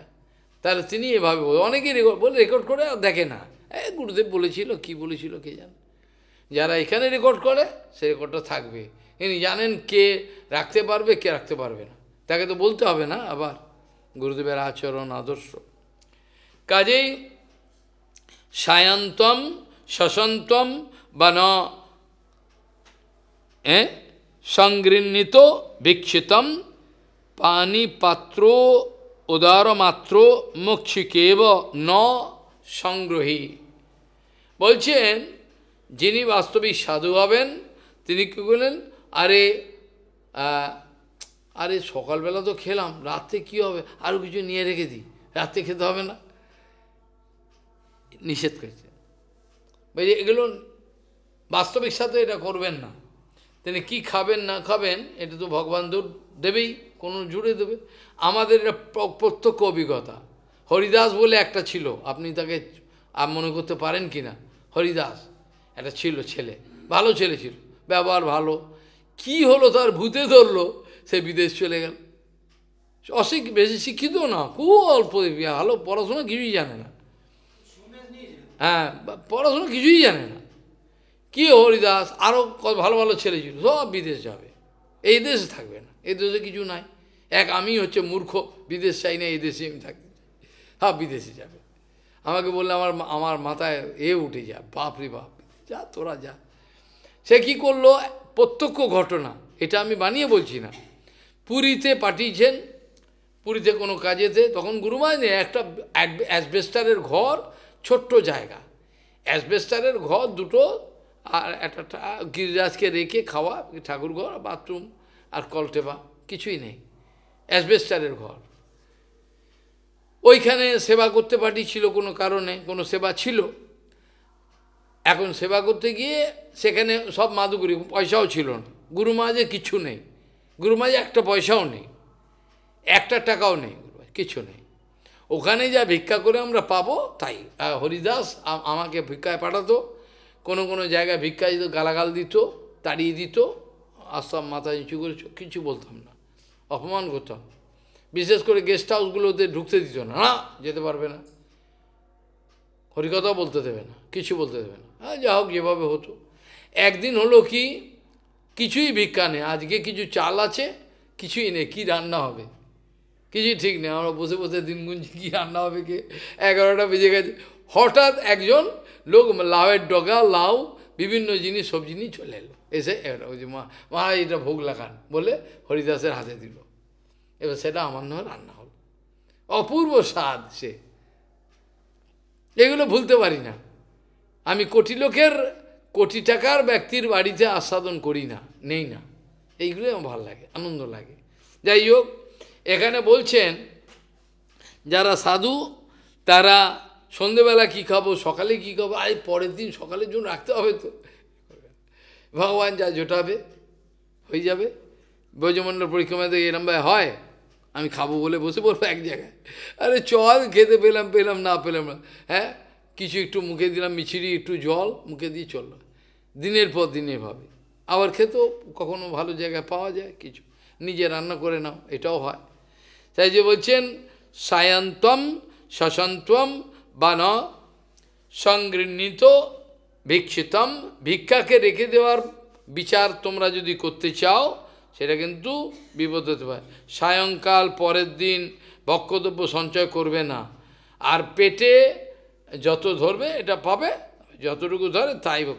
এটা কিন্তু মক্ষিকার ন্যায় কদাচিৎ কেন জানো, মৌমাছি কিভাবে সঞ্চয় করে বিপদে পড়েছেন, পড়ে না, মক্ষিকার থেকে তিরণ্ডি এই যে আমাদের অবধূত সন্ন্যাসী বলছেন, মৌমাছি কত কষ্ট করে বছরের পর বছর ধরে মৌচাক তৈরি করে, মধু ভবিষ্যতের জন্য স্মরণ করে, সংগ্রহ করে না।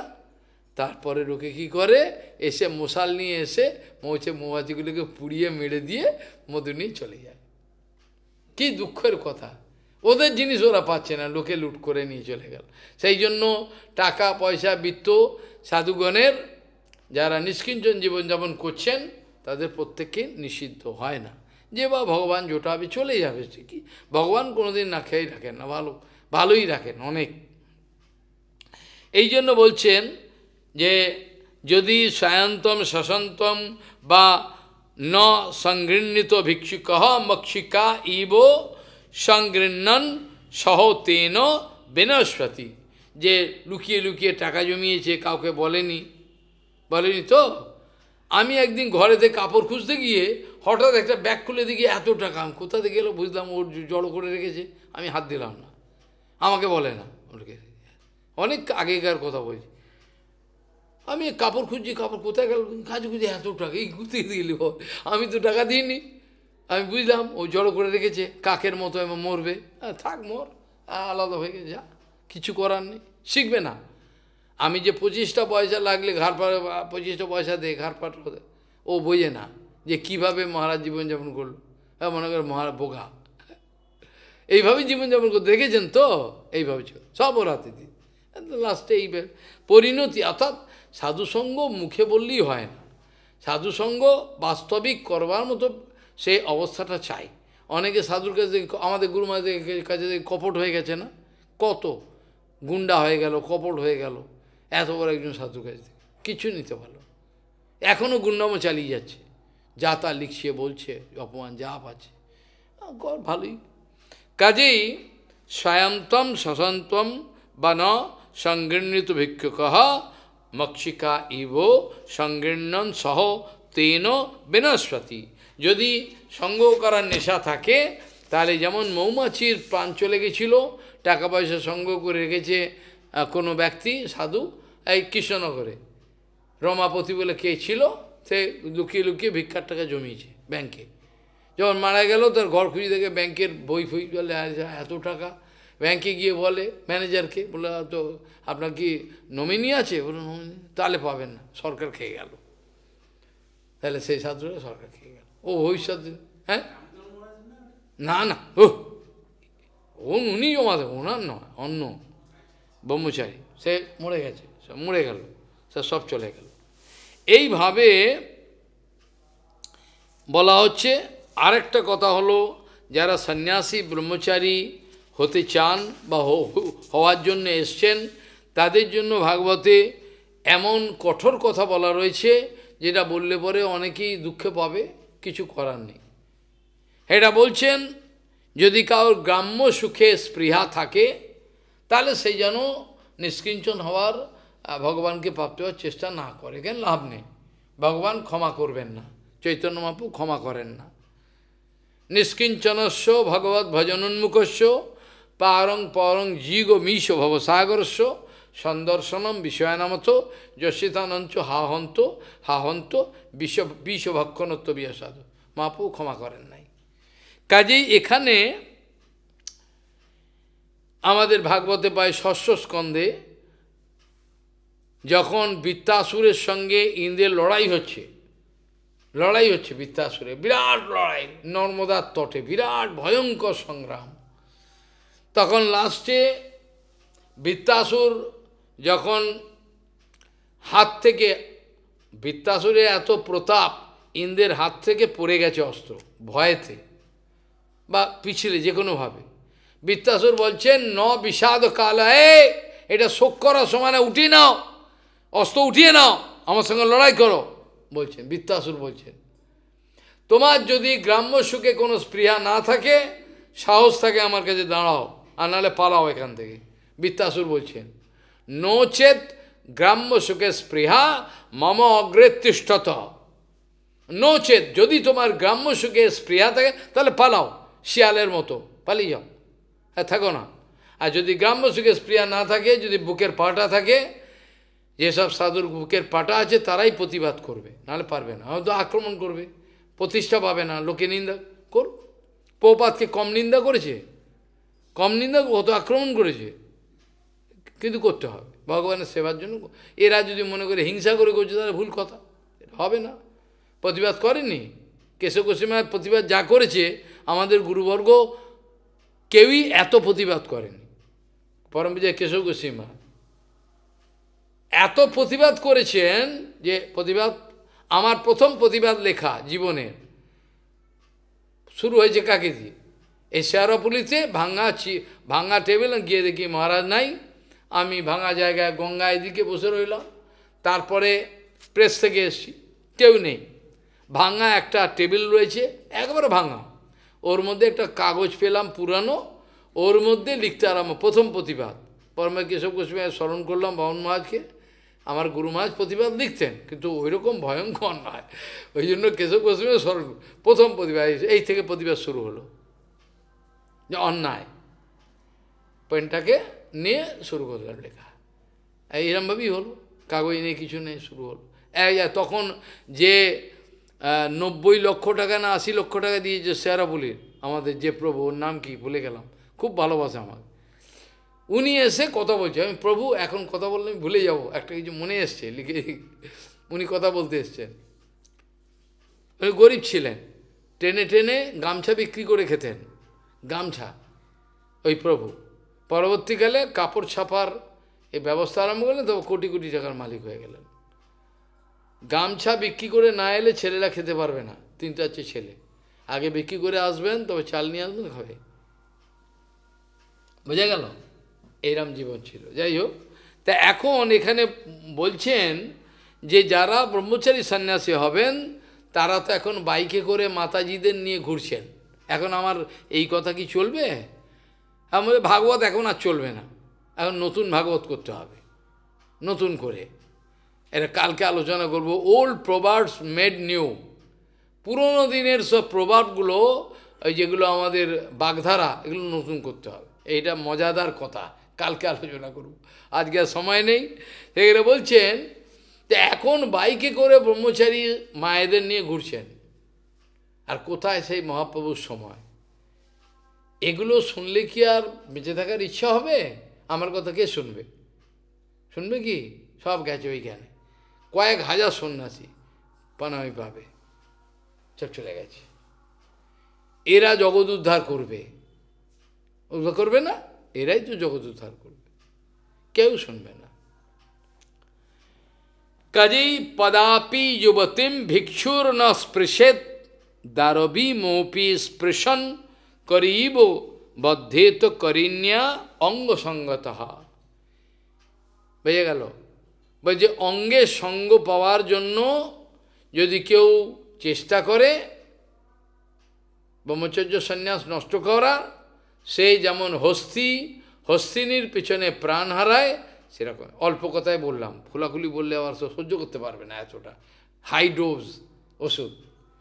এই জন্য বলছেন পদৌ অপি যুবতীম ভিক্ষুর ন স্পৃশেত দারবিমপি স্পৃশন করিব বদ্ধেত করিণ্যা অঙ্গসঙ্গত।